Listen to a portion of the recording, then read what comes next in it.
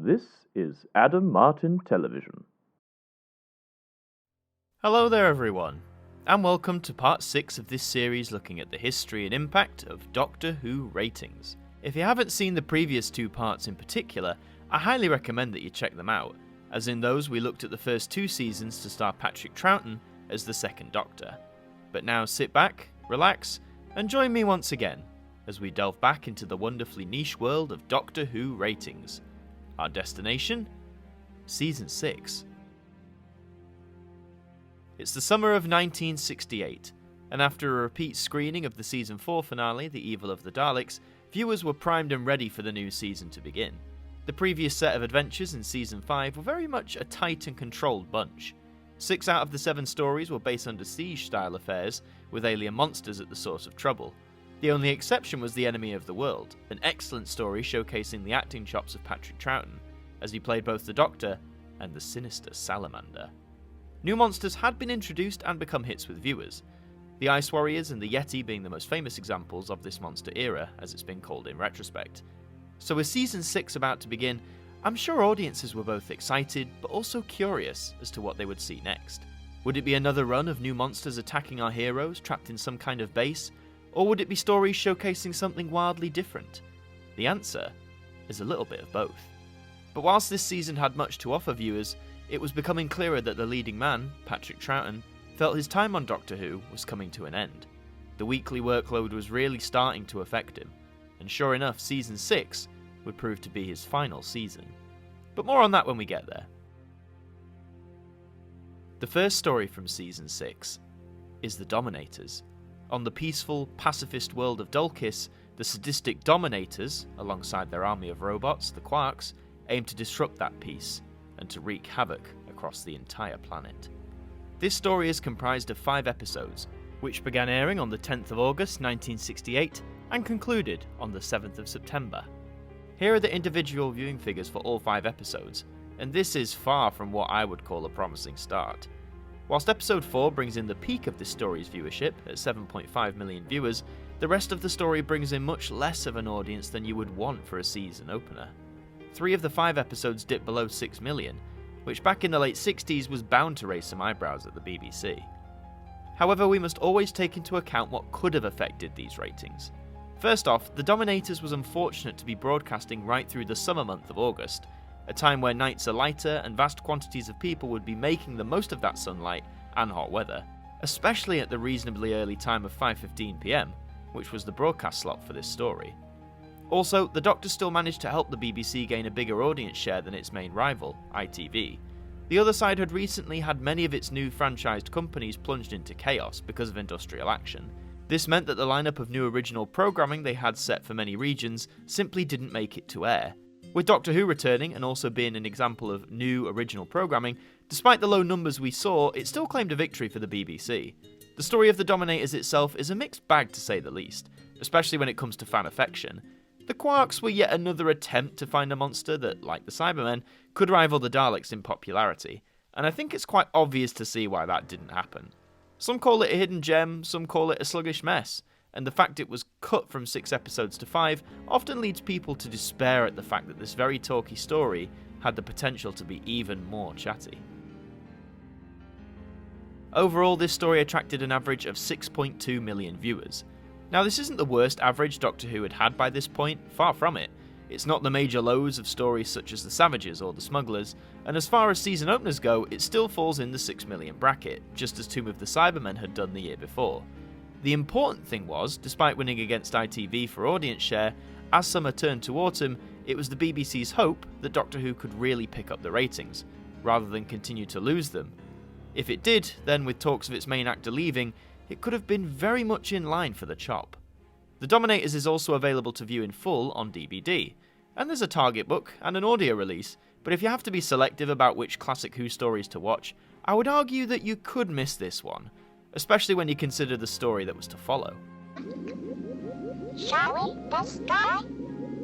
Shall we destroy? The second story from Season 6 is The Mind Robber. The TARDIS explodes, sending the Doctor, Jamie and Zoe into the mysterious land of fiction, where fictional characters come alive and where quite literally, anything can happen. This story is comprised of 5 episodes, which began airing on the 14th of September 1968 and concluded on the 12th of October. Here are the individual viewing figures for all 5 episodes, and thankfully we can see quite a big improvement from the Dominators. No episode falls below 6 million viewers, and the peak comes with episode 4, which manages to gain an audience of 7.3 million. These figures are much more consistent and reminiscent of the earlier adventures of Season 5, where the numbers aren't necessarily spectacular, but respectable nonetheless. In terms of competition, after recovering from the industrial action that besieged a lot of its regional ITV franchise holders, the other side had one ace up its sleeve, to try and take down Doctor Who. This was the new Super Marionation show from Gerry Anderson, titled Joe 90. Whilst the spy craze popularised by the James Bond films was still sweeping the nation, despite this new challenger's take on that genre, it didn't really do much to take down Doctor Who so much as mildly inconvenience it. It's interesting to note that all 5 episodes of The Mind Robber were only allocated 20-minute time slots, as opposed to the usual 25. The longest episode is just under 22 minutes, and the shortest episode clocking in at bang on 18 minutes. This makes The Mind Robber a fairly quick watch, but it's such a wonderful example of the fantasy element of Doctor Who being pushed to its late 60s limit. Episode 1 in particular, tacked on due to the lost 6th part of The Dominators, is an excellent little drama in itself. Featuring only the regulars and minimal sets, it still manages to keep you hooked the whole time, as do the remaining 4 parts set in the land of fiction. Honestly, one of the best Troughton stories ever, in my opinion, and we're so lucky that all 5 parts exist for us to enjoy, either via DVD, a Target book, or as an audio release. Overall, this story attracted an average of 6.9 million viewers, a nice 0.7 boost from the season opener, and actually a match to Season 5's second story, The Abominable Snowmen, which also averaged at 6.9 million. A boost is better than a decline, and I suppose the BBC were hoping, just like what had happened in Season 5, that boost would only continue as the UK drew closer to Christmas and the winter season. Now, we do actually have some repeat data for this story.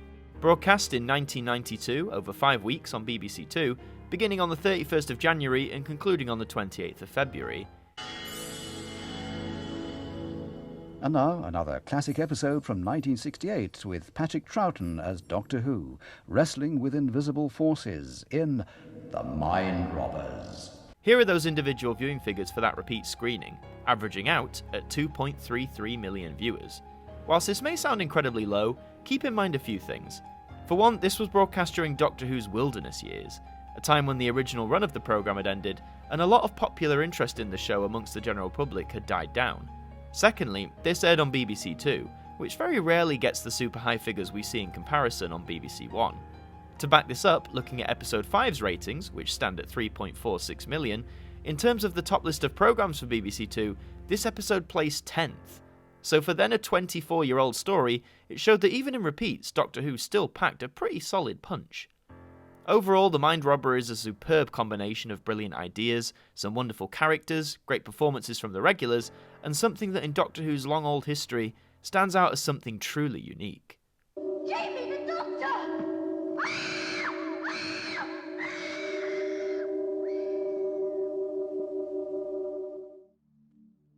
The third story from Season 6 is The Invasion. Head of International Electromatics Tobias Vaughan is planning for an invasion of Earth, an invasion led by the Cybermen. This story is comprised of 8 episodes, which began airing on the 2nd of November 1968 and concluded on the 21st of December. Here are the individual viewing figures for all 8 episodes, and things are beginning to look much more consistent, just as they began doing as the previous season progressed. The peak is with the opening episode, which drew in 7.3 million viewers, the weakest result being with episode 4, where 6.4 million tuned in. But despite being a mammoth 8-episode long story, the fact that viewing figures have remained this consistent is quite impressive to say the least. The first thing to note with this story is the broadcast date. No, rest assured I didn't get my dates wrong, as there was a 3-week gap from when The Mind Robber ended and the invasion began. This gap was due to coverage of the 1968 Olympic Games, which were taking place that year over in Mexico. But it's nice to see that after a 2-week break, audiences still returned to see the Doctor do battle with the Cybermen once more. Competition on ITV was varied depending on the region, but one show began airing partway through the invasion's broadcast run, and this programme was The Land of the Giants, a show that would later do damage to Doctor Who's ratings. Not only does the invasion showcase the Cybermen in their 5th and final appearance in the 60s era of Doctor Who, but one particular character also returns, Lethbridge Stewart, now promoted to Brigadier. After appearing in the Web of Fear in the previous season, Nicholas Courtney returned once more to play the recently promoted Brigadier, now head of a new organisation, the United Nations Intelligence Task Force, or simply known as UNIT. Behind the scenes, Doctor Who was indeed changing. Those in charge were planning to make the series more Earth-based, and the invasion was almost used as a testing ground for this particular format. The relative success of this tale would go on to inspire the future of Doctor Who for several years to come. But we'll get to that some other time. Overall, this story attracted an average of 6.9 million viewers, roughly the same average as the previous story. Whilst in no means a bad average, it's a bit concerning for a few reasons. Despite being a bumper-length adventure, packed with the popular Cybermen and returning the Lethbridge Stewart character, the figures imply that despite all of this, the audience for watching the show was not growing. In the invasion's defence, it does have to calculate its average over 8 episodes instead of the 5 that the previous 2 Season 6 stories had, but the fact that no singular episode surpassed 8 million surely made people at the BBC take notice. In terms of enjoying the invasion today, you can watch it via a DVD release. Episodes 1 and 4 are missing from the archives, but they were animated by the legendary animation studio Cosgrove Hall. There is also a target book and an audio version that you can listen to should you wish. Some people may think it's too long, but for me, the appearance of the Cybermen, the introduction of UNIT, and a top-notch performance from Kevin Stoney as Tobias Vaughan really make this story an entertaining thrill ride from start to finish.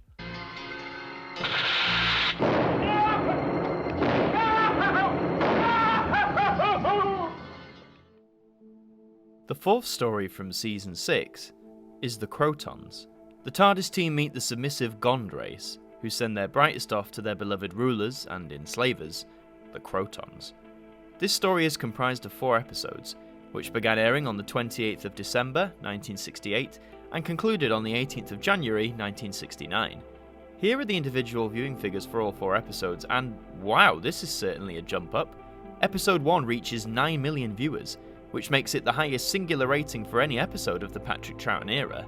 Episode 2 pulls in a similarly strong 8.4 million, with viewing figures declining further thereafter, finishing at 7.1 by episode 4. So how come the ratings for the opening episode of this story are up by 2 million from the end of the previous one? Well, the first episode aired on the 28th of December, and the week from Christmas Day to New Year is always a mixed bag for TV. Back in the 60s, not as many people tuned into TV on the big day itself, but the days following it, it's almost like business as usual. But with nights being darker earlier and often colder, it's fairly reasonable that a combination of winter conditions and the holiday spirit helped encourage more people than normal to gather around their sets and watch whatever was on, which happened in this case to be Doctor Who. I know it's just a theory, but the declining figures back to what they were over the weeks into January, I would argue lent some sort of weight to this. The Krotons themselves are monsters that are often ridiculed, whether it's their egg box design or their Brummie or South African sounding accents, and whilst the story might be fairly paint by numbers, I would argue there's still a lot of fun to be had from it. Today it can be enjoyed on DVD, as a target book, and as an audio release. Overall, this story attracted an average of 8 million viewers, a huge 1.1 increase from the invasion. This is one of the few Troughton stories to average out in the 8 million range, and that can't be taken away from the Krotons, no matter how much people may dislike it. Sure, it only had 4 episodes to average out instead of the invasion, which was double the length, but this pickup of overall viewership is what the show consistently needed, to both win the praise of the BBC, but also to avoid that ever-looming television axe. Another interesting notch for the Krotons here is that we have some repeat data for you. In November of 1981, BBC Two began airing the 5 Faces of Doctor Who season of reruns, airing a 4-part story from each Doctor. Now at the time, the Krotons was the only 4-part story that still existed in full in the archives. So whilst many viewers were puzzled as to why out of the many 4-part Troughton stories, this was the one that was picked, it was more out of practicality than arguably popularity. Here are the individual viewing figures and the average ratings for the Krotons repeat, which aired over 4 consecutive days in November of 1981, from Monday the 9th to Thursday the 12th. The story held an average of 4.5 million viewers, which isn't bad considering it was airing on BBC Two. Similarly to the Mind Robbers BBC Two repeat in 1992, this repeat of the Krotons shot all 4 episodes into the top 20 programmes for the channel, with episodes 2 and 3 even cracking the top 10, coming in at 9th place. The Krotons may not be to everyone's taste, they may not be the most exciting or convincing monster, but they have an appeal which still lives on today, and if anything else, they remain a sign of how experimental the show was still willing to be when it came to new and original monsters. We have reserve power for 27 more minutes. Then we shall exhaust. Our function will end. The fifth story from Season 6 is The Seeds of Death. Invading a lunar station, the Ice Warriors trouble the time travelers and the human crew by attempting to use the TMAT system to spread their deadly seed pods all over the Earth. This story is comprised of 6 episodes, which began airing on the 25th of January 1969 and concluded on the 1st of March. Here are the individual viewing figures for all 6 episodes, and we can see things have mostly returned to the levels they were at for the invasion. Gone are the 8 and 9 million figures from the Krotons. Instead, we have the low point right at the beginning, with episode 1 bringing in 6.6 million viewers. However, the ratings improve consistently as the story progresses, with the peak in fact being the final episode, which brought in a decent 7.7 million figure. So what helped this story boost its ratings from the 6 to 7 million range? One key factor was the return of the Ice Warriors. The Martians had proven popular in their debut story the previous year, so their return would have definitely generated interest amongst all age groups of the audience.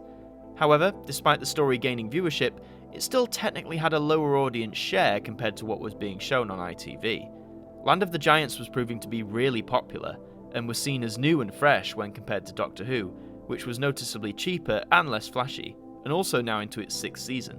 Furthermore, whilst younger viewers were upset that Patrick Troughton was leaving the part as the news was now public, there was some cause that Doctor Who should end altogether, an outcome that started to look more and more viable as 1969 progressed, especially when the head of drama serials, Sean Sutton, commented at meetings during the Seeds of Death's run that Doctor Who was losing out to its ITV competition. There were still 2 stories of Season 6 to air, and they would have to go a long way into helping Doctor Who secure its future. Overall, this story attracted an average of 7.2 million viewers, a 0.8 drop from the Krotons, but still a very respectable average for a 6-part story. This average is the 2nd highest of the season so far, and the Ice Warriors' return, I would argue, certainly helped this story reach these figures. The Seeds of Death was the very first black and white Doctor Who story to be released on home video, reaching VHS in 1985, but you can now enjoy it in much better quality via DVD, or you can read the novelised version of the story, another entry to showcase the Ice Warriors, and one that helped them strengthen their position as an iconic and classic Doctor Who monster. You'll either be angry if you kill me or... I'm a genius.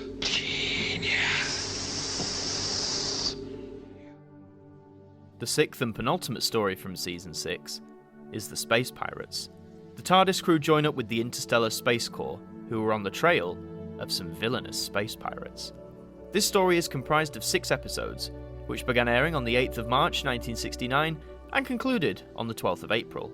Here are the individual viewing figures for all 6 episodes, and this is starting not to look so good. We can see that no episode is able to cross the 7 million mark, the peak being episode 2, which drew in 6.8 million viewers. More worrying are the 4 episodes that fall below the 6 million mark, the weakest being episode 6, pulling in 5.3 million. So what on earth happened to see the ratings drop so sharply? Well, the strong competition that ITV had managed to gain with showing the Land of the Giants programme was continuing to make major assaults on Doctor Who's ratings. What had started as a small dent was now becoming more of a gaping hole, with viewing figures continuing to decrease as the months roll on. Furthermore, I think another potential factor could have been the news of Patrick Troughton's departure from the programme. At the time of the Space Pirates broadcast, casting for a 3rd incarnation of the Doctor hadn't yet been announced, and in opinion-based programmes, such as Junior Points of View, one hot topic of discussion was who could replace Troughton, but also exploring the possibility of the show ending altogether. Indeed, there was not yet any official word from the BBC whether this run of adventures for the Doctor would be his last. It was clear that some big decisions were going to have to be made very, very soon. Overall, this story attracted an average of 5.9 million viewers, a staggering 1.3 decrease from the previous story. The fact that 4 of the 6 episodes fell below the 6 million mark definitely contributed to this, and despite boasting some impressive film sequences, perhaps the lack of an alien monster as the main villain didn't help the Space Pirates connect with audiences. That and the fact that the more flashy Land of the Giants was stealing viewers for ITV left, right and centre. In terms of experiencing the Space Pirates today, sadly only episode 2 still remains in the archives. This sole survivor can be viewed on the Lost in Time DVD box set, or can be indulged as a Target book or via an audio release. And whilst this story isn't talked about much in fandom today, from what we know and can see of it, it was a story that fully embraced the futuristic fantasy the show had explored in recent years, and certainly had some very high ambitions.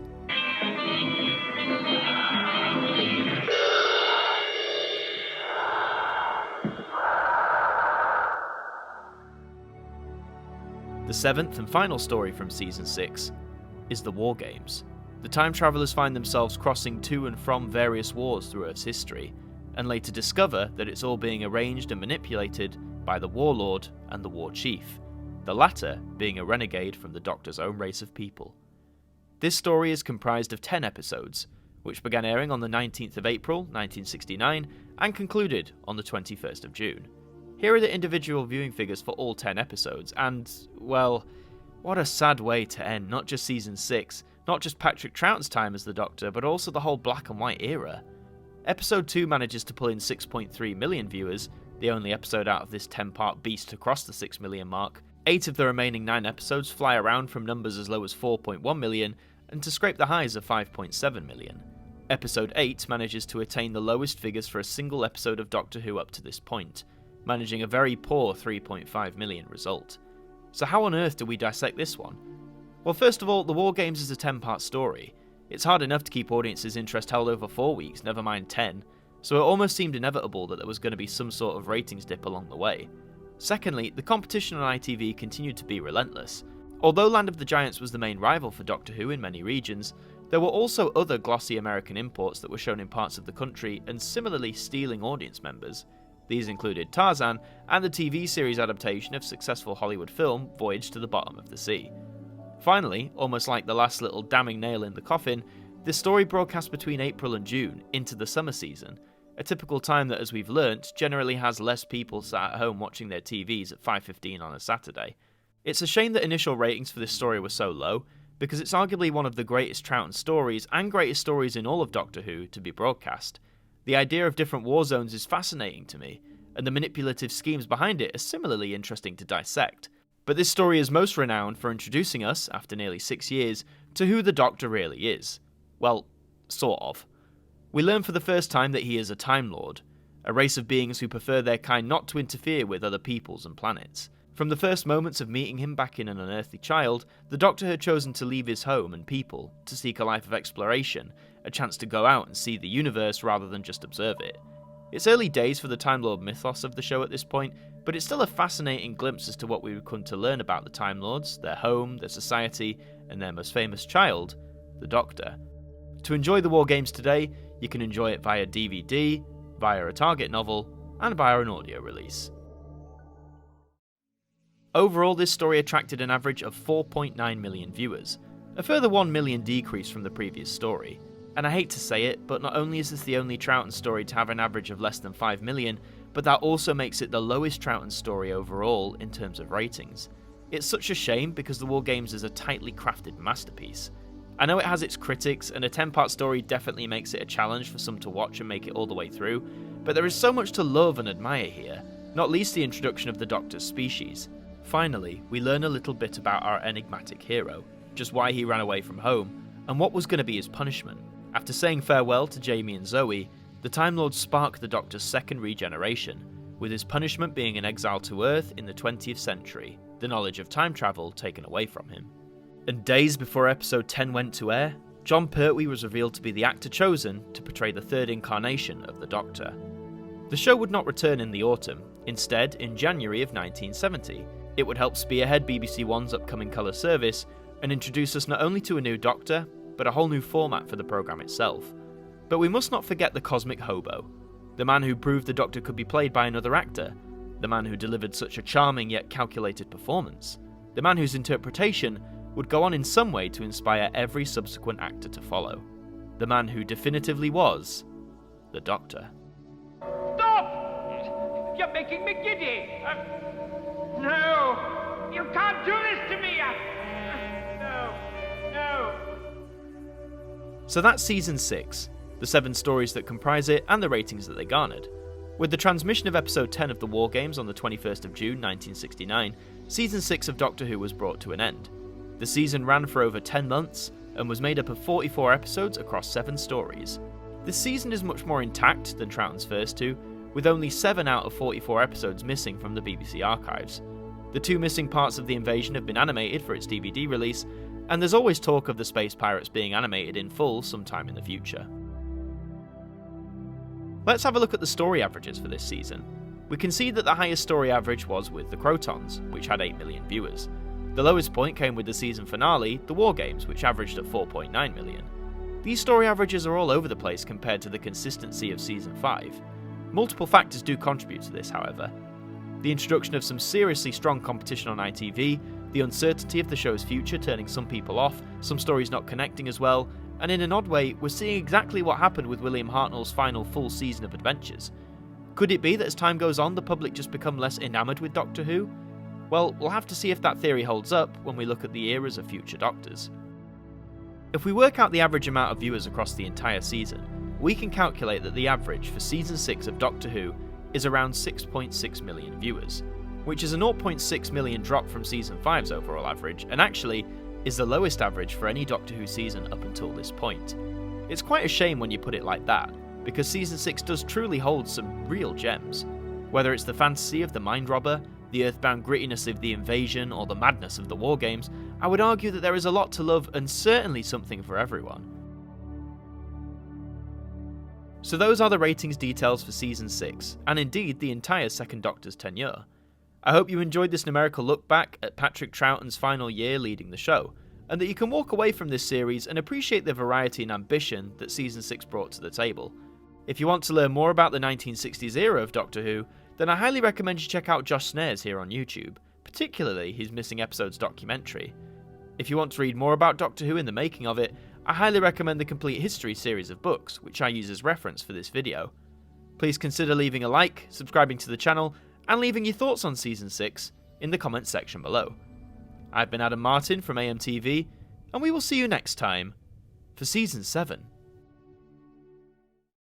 A massive thank you to our producer and director patrons for your support towards us here at AMTV. You just help keep us going, and that's massively appreciated.